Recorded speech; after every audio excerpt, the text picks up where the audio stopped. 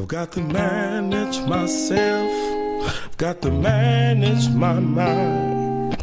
The task is not easy, but to high heights I climb. I'm determined to succeed, so no excuses, please. If you don't want success in life, then don't hinder me.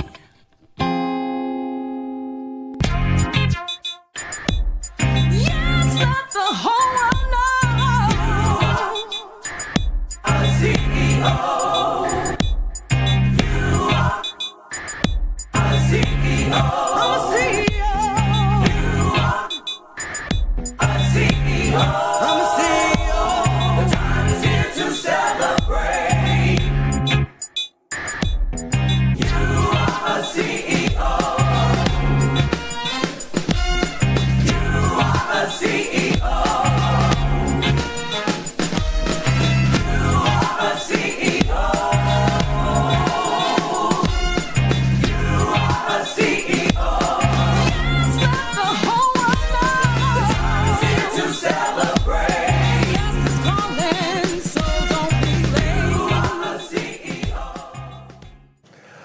Everyone, I'm Michael Lee Parker, and we are here for another exciting show here on CEO TV Live. But before I get into this great show and tell you about some wonderful things we're going to talk about, I've got to show you my new shirts that just came in that you need to have coming in for you. Let's come over here to this other camera shot here, and you can see I got my new Uplift shirts that came in from the URCO store. This is the gray version. I hope you can see there, and I've tried these on. They're so comfortable.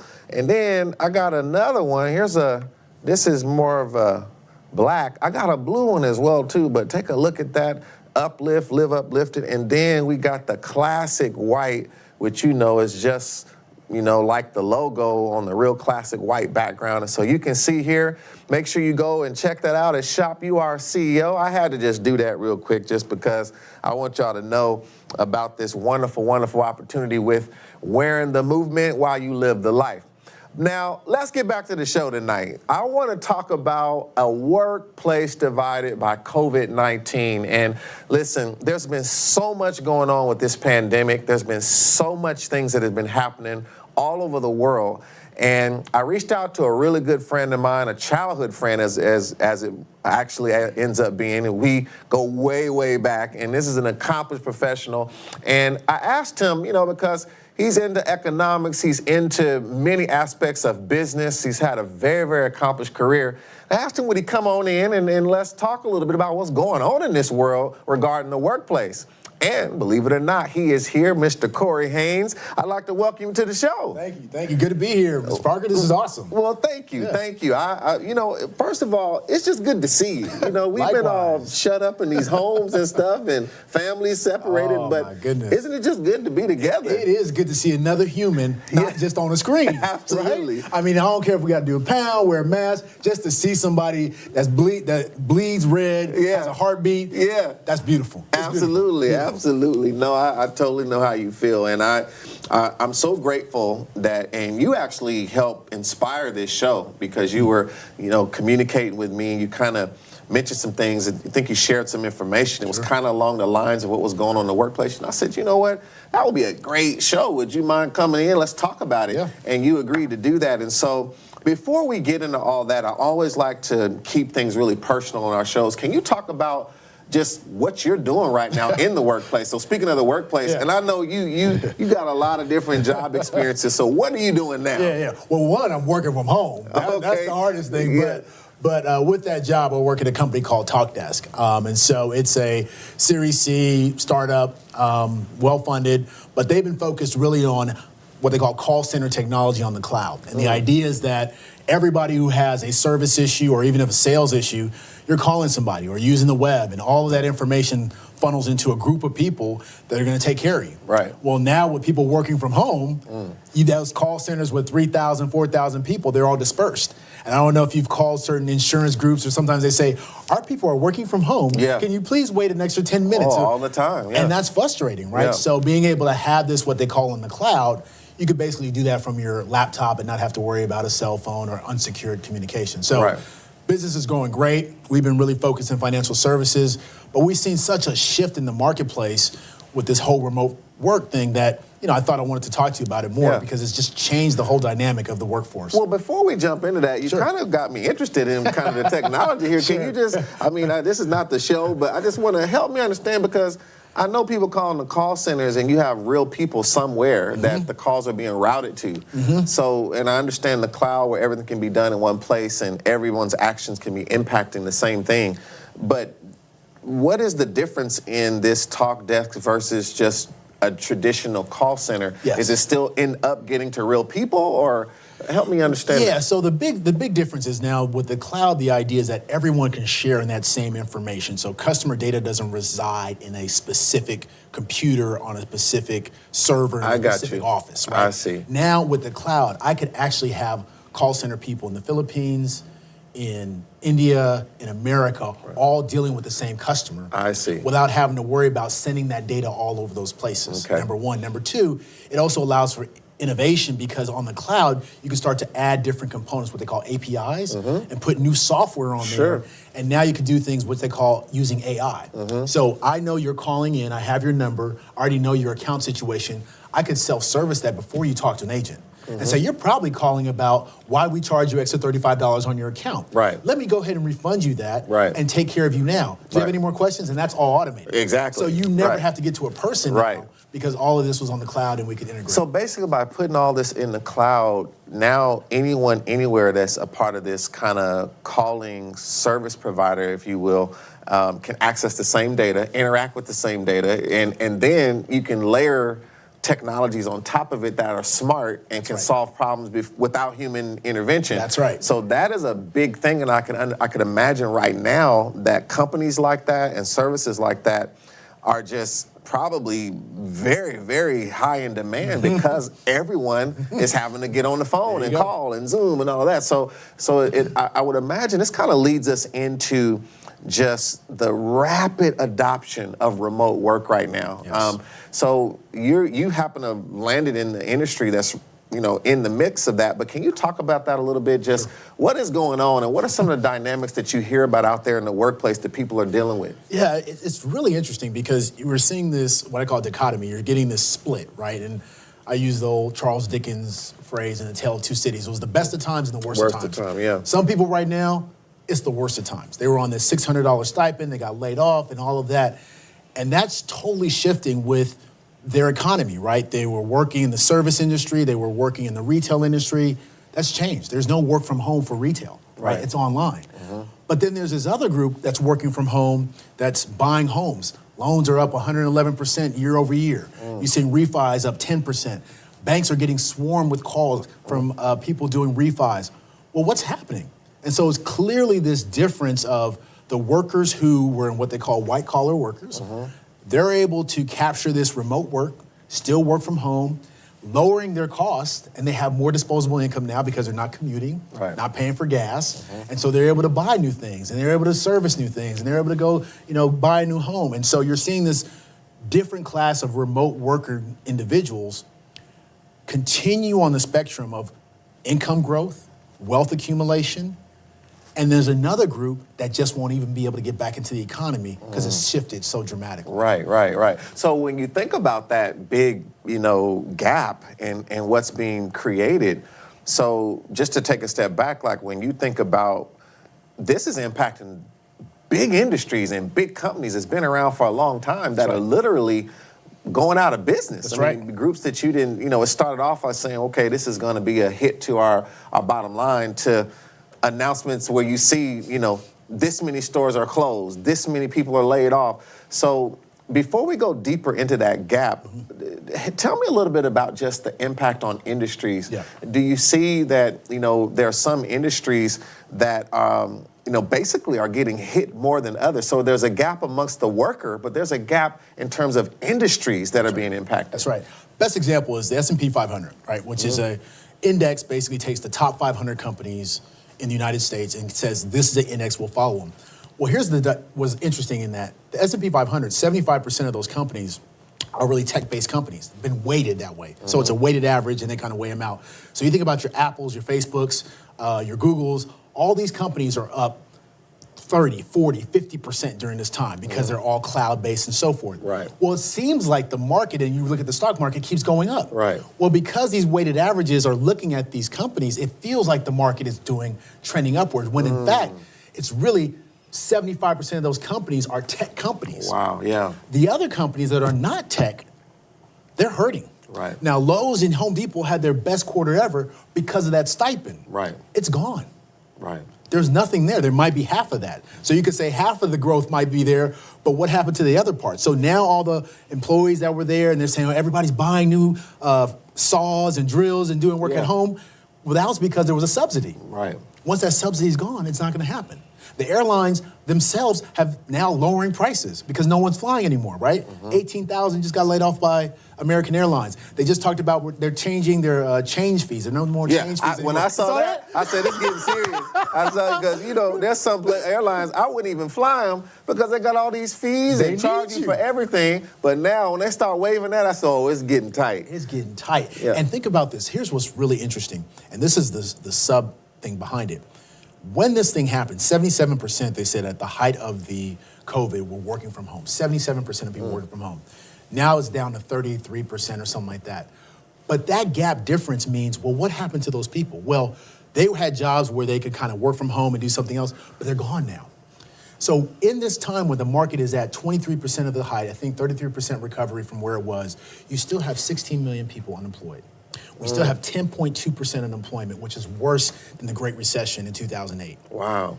So there's something wrong there. Right. But yet, my 401k or other people's 401k are flying off the handle because it's all these tech companies. Right. But yet there's this whole other group of people who are not going to get their jobs back. Well, let me ask you a question. So when you think about the difference between people who are working from home and the percentage that you gave down to the percentage now that are working from home, are you saying that some of that difference is not because people went back to work? Some of the difference is because they don't have a job. They don't have a job. Yeah.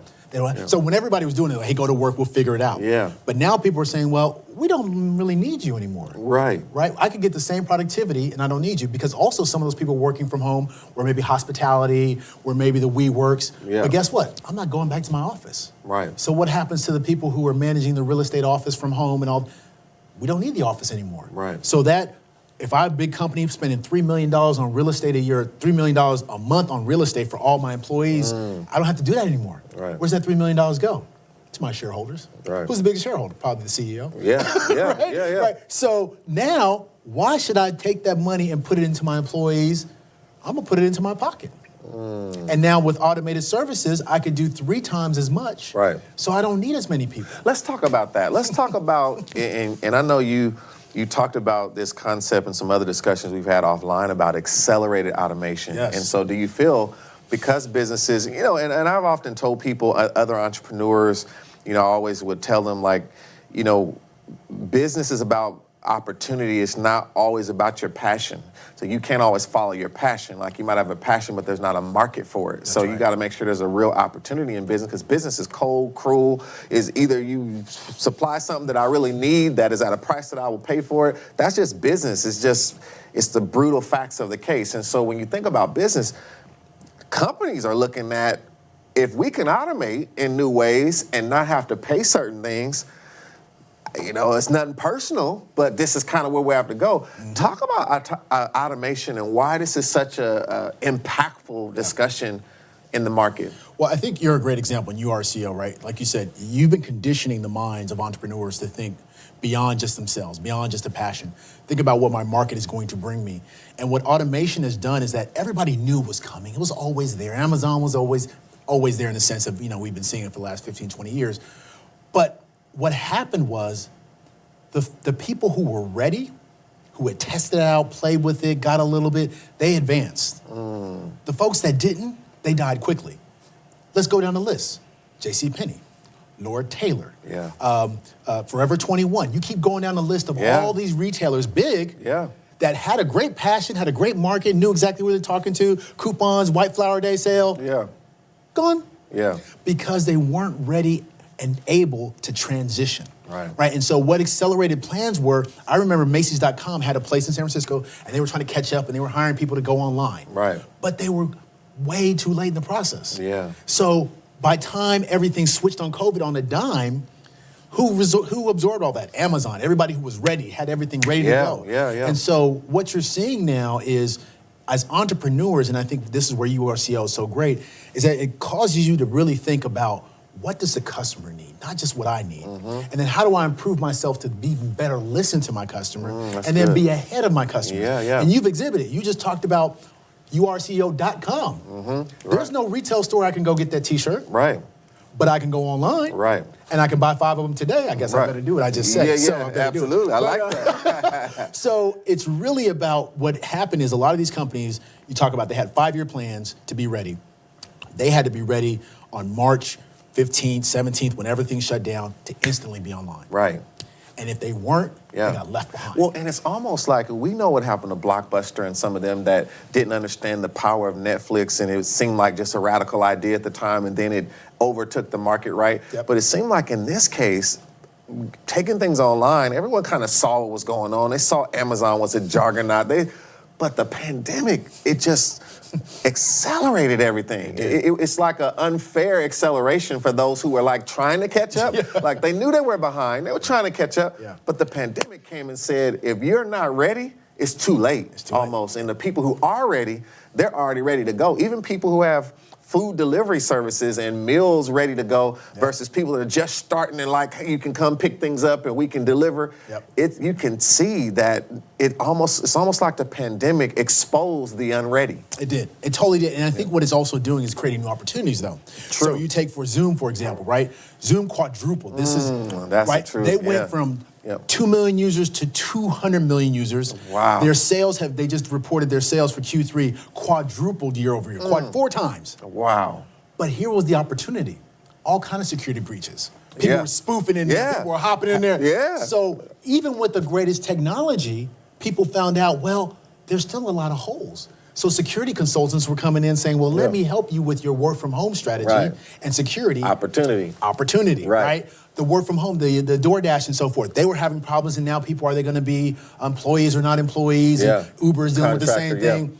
Well, you start your own thing. Somebody still has demand for these services. Let those people figure out their own employment and work issues. And if you could get into a stream and figure out how to still service, people are still calling Uber and Lyft. So there's going to be opportunities, maybe independent contractors or whatever, that people can develop even with this, but it's being able to adjust to this new world. Oh, I really love that. And let's talk about that. We've hit a little bit of Wall Street. Now we're kind of getting into Main Street. And let's talk about Main Street a little bit and just everyday people, everyday living, everyday opportunities. And you kind of touched on it. And I think in the spirit of you are a CEO, being able to have an executive foresight for your life, for your career, for your business, that you can either sit back and watch what's happening, or you can wake up like a CEO and say, I'm going to make an executive plan for finding my way into this environment to still succeed. So what is your thoughts about Main Street in terms of what should people be thinking right now? What do we do when we see all this is happening? What would be your advice? Where should someone start? And even think about our young people that are now thinking about, what degree do I finish up, or what do I get into? What's your thoughts to that? Well, I think there's a few things happening in a macroeconomic level that create some opportunity. One, you're seeing this exodus to the suburbs, right? Or exodus to what they call vacation homes and all of that. The Napas, the Lake Tahoes, the Hamptons, depending on where you live. Well, real estate is being important now. Once again, where people live, how they live, being in their homes, they want to have pools, they want to have vacations, they want because they're trapped now. And so, the COVID statistics in that particular area as well. Exactly. So now you're concerned, and so you're seeing a move to the suburban areas. So how could I service that area? Those people are leaving the city with the same expectations. They want delivery, they want they want that. But now can you move it there? They want services in their home. They want DoorDash. I used to call on DoorDash and ring the doorbell. Well, now I live in Napa. DoorDash take 2 hours to get to me. So thinking about those opportunities in the suburban area. Technology, as you said, for the younger people. The retail jobs, the Starbucks jobs anymore. Starbucks said they're closing 400 stores. They're about to go automated. Wow. Having robots make that stuff, right? Why? Just put it online, make it, pick it up and go. I don't need to say, hi, Cory, or spell my name wrong, call me Ramon, and my name is Cory. On my cup, don't have to worry about that anymore. It's a computer that's going to do it now, right? So the ability for even younger people to start thinking about where could I fit into this and find technology-based jobs. Find jobs where no matter where I work, it doesn't matter. Right. Don't have to be confined to a store. Don't have to be confined to a city. I could work wherever. That means a job has to be a mind job, a knowledge-sharing job, right. a job where you can service people wherever they are. I think also about when you talk about even the needs of Main Street is also realizing that these core cities that we used to go to and get jobs, they're going to start to be more desolate.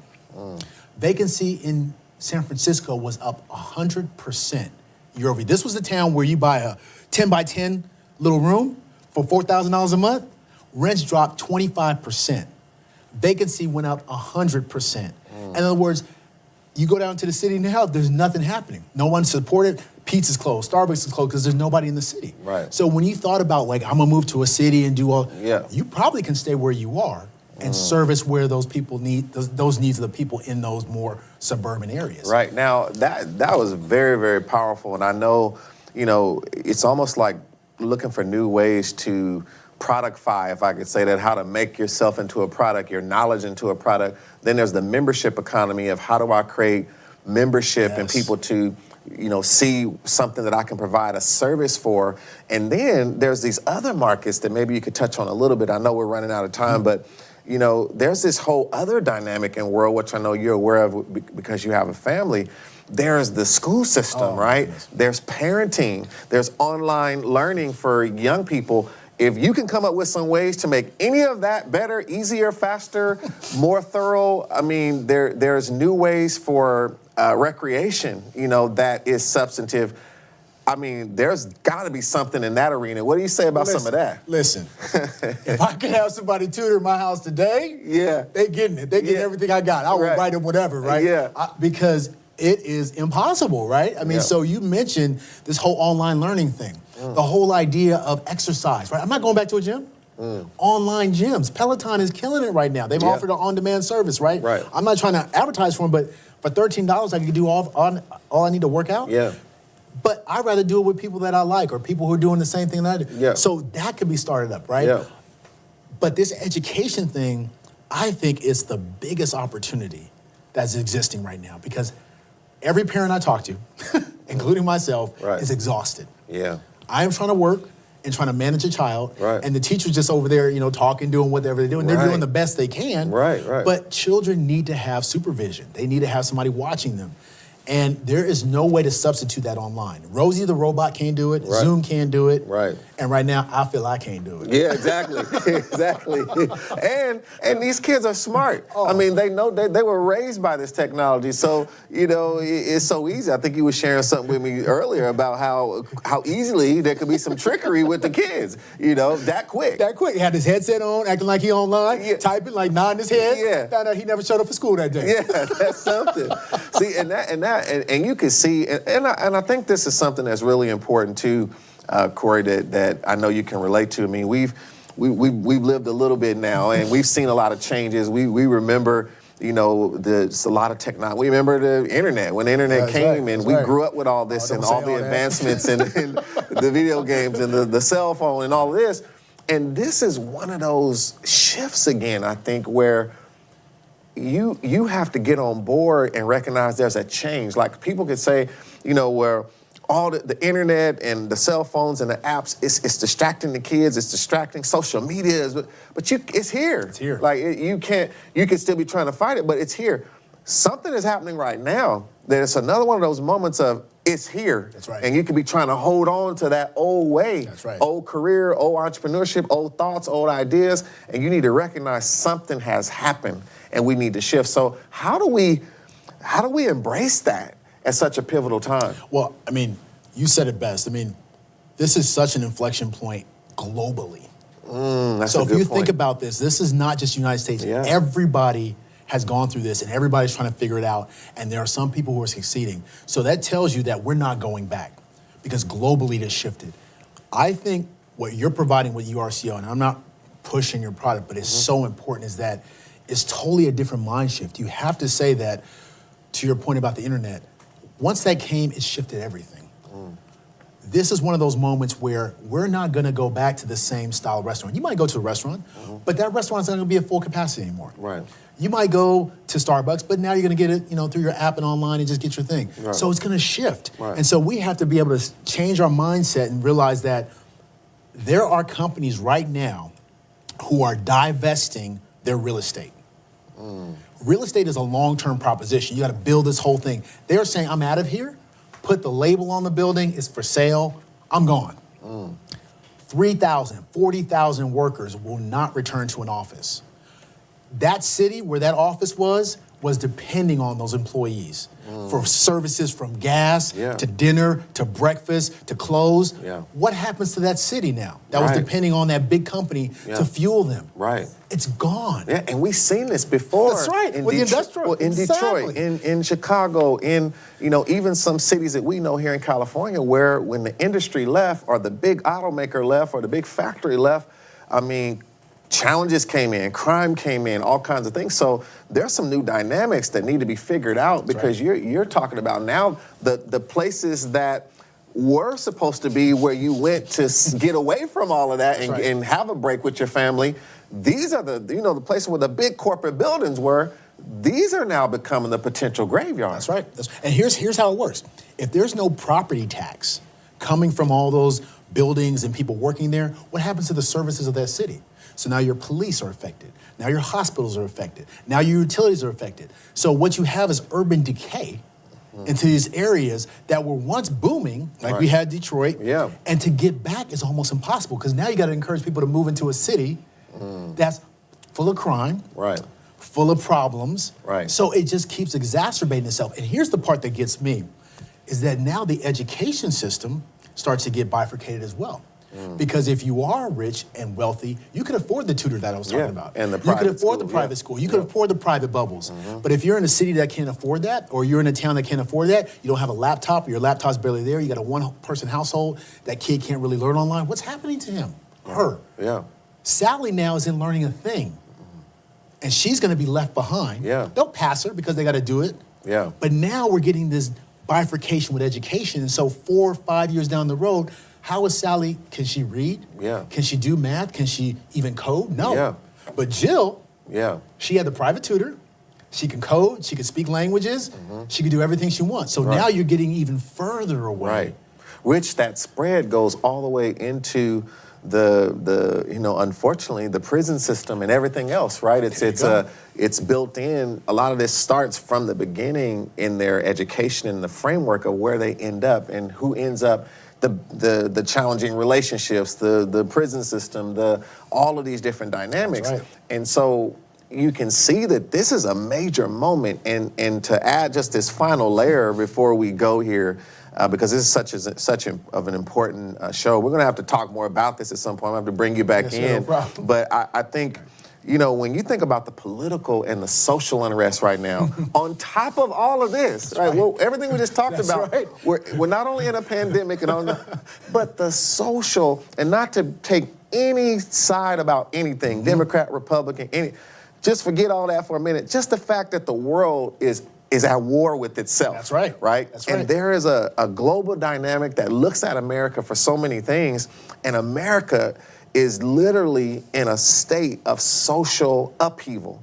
So when you put that on top of this, and either way this election goes, you can tell that this is going to be a difficult, ship to try to turn to any meaningful direction that can help everybody. So we're going to have to help ourselves. We're going to have to help ourselves. And that's what I love about the self-sufficiency, because there will be no one there to help you. I mean, you closely see, there was a great article written the other day about how we are so close to what you see in some of these autocracies like Russia, North Korea. We are getting that close. Either way. Yeah. Because the ability for people to say that, the government is a strong man, we need a stronger government, we need this to run it, that is a fearful thing. Yeah. Whereas democracy gets pushed away. Yeah. And then we get into this situation where you have this autocratic rule. And as long as I make you happy with a paycheck and a job, I'll give you everything. Yeah, and you really bring a good point when you say either way, because some might look at some leaders and say, this leader scares me because they kind of want to be a king and they want to, but then the situations of today, That's the right. pandemic and the lack of resources, you could still end up in that That's right. situation because I need unemployment. That's right. I need someone to help me put a program together where you're becoming more and more dependent on an outside source. So if you don't think now like a CEO and get entrepreneurial and figure out how to maneuver, even in your career, get in the right career, you could end up more and more dependent on that type of environment. That's right. That's right. And that's a very sad situation. And I think it's a telling and a chilling tale when you think about how every historic empire or hegemonic rule always devolved into an area where people basically said, all I want is my money and my paycheck, and I just want to be satisfied with entertainment and satisfied with this, but I don't care what's happening. Numb and yourself. they become numb. Yeah. And once they become numb and stop being participants and understand what's going on, that falls away. Yeah. It's been done time and time again. And it's funny because, you know, there was this thing called Hamilton, right, and the British rule and all this stuff in 1776. Yeah. But the storyline there was George III, he was happy doing what he wanted to do. Those colonists, they'll never figure it out. Yeah. Well, guess what happened? Yeah. The United States of America came, That's right. and there went Britain, right? And so it happens time and time again where this occurs, where no matter who the leadership is, it's the people. If they don't get some self-sufficiency and know what's going on, they're going to be prey. And that's why we say here at URCO, and I'm going to give you the final thought for the close, but we say we can't necessarily change the world, but we can change our world. Yes. We can change the world of those around us. We can change our network. We can change our family. We can do what is required to be the CEO of our own environment. And I think it's so important more than ever before to do that. And I want to thank you so much for what you shared. And so I want to give you the final thought. Anything you want to leave before I introduce our next show? But this has just been an outstanding talk. But anything you want to say to the people listening? I want to say, keep doing what you're doing. Because you're doing a good work out there. It's affecting the lives of many people. When you really think about where to start, that's where people are like, where do I start? It starts with you. And I love that you talk about the mindset, right? I mean, you just had one of the greatest passings of the world with Kobe Bryant, right? Yeah. People said it was the mentality. Yeah. It wasn't so much the player, but it was a mentality, right? Yeah. And when you find people who know how to think about things beyond themselves, push themselves, challenge themselves. You have that 30-day challenge, which I think is exceptional, right? You're making people get out of their comfort zone and push themselves. Great things happen. And it's all about being in the moment, being there, being challenged, being skilled, and changing your mindset. And I think you offer that. And my parting words are that anybody sign up for URCO. It can change your life. And not only your life, like you said, but the lives of others that it starts to affect. So keep doing what you're doing. I appreciate it. You've been a great childhood friend, great entrepreneur, great CEO, even great mentor to everyone out there, and great friend to me. Well, thank you. Thank you so much. I can't, say much to that, but thank you. I mean, I really appreciate that. And I say the same thing to you, Cory, just to see how you've advanced in many areas of your career, but not only that, just as a person, because, we have to keep growing. And we now have learned enough to see what's happening in this world, and it makes you want to give back and let people know, hey, let's come together, let's do the right thing. And I think, again, some of the things we talked about on this show will give people the tools to do that. So thank you, and you keep doing what you're doing, and you commit to coming back so we can finish this discussion in different angles, because I got a feeling this is going to be going on for a while. So we're going to keep talking about it. But I want to thank everyone out there who tuned into this show, and I want to again remind you that this is, again, another reason that you need to keep tuning in to COTV. We're always trying to talk about relevant things, and whatever you are dealing with today, the story is not over. The book is not over. The last chapter has not been written. Make sure that you stand up, get up, wake up, and start thinking like a CEO, doing what is required to face what is surrounding your life at this time, because despite all of this, we're not trying to paint a picture of doom. We're trying to paint a picture of fact. Because if we understand facts, we can react to it and we can do something about it so that we can choose the type of destiny that we want. So make sure that you do that. Now, having said that, our next show is going to be on September 7th. But actually, I shouldn't say the next show. It's going to be a break from the show. We're going to take a Labor Day holiday And I know some people are off. There's a lot going on. So we're going to take that Monday off. And then we're going to come back that next Monday with another show. We're working on a whole nother track of new programming that you're going to love. So make sure you're ready. We're going to jump into it in September. But next Monday, we're going to have the Labor Day holiday off. So make sure enjoy yourself. Maybe spend some time with your family. Bounce around in the bubble as much as you can. But from now until then, get out there and let the whole world know that you are a CEO.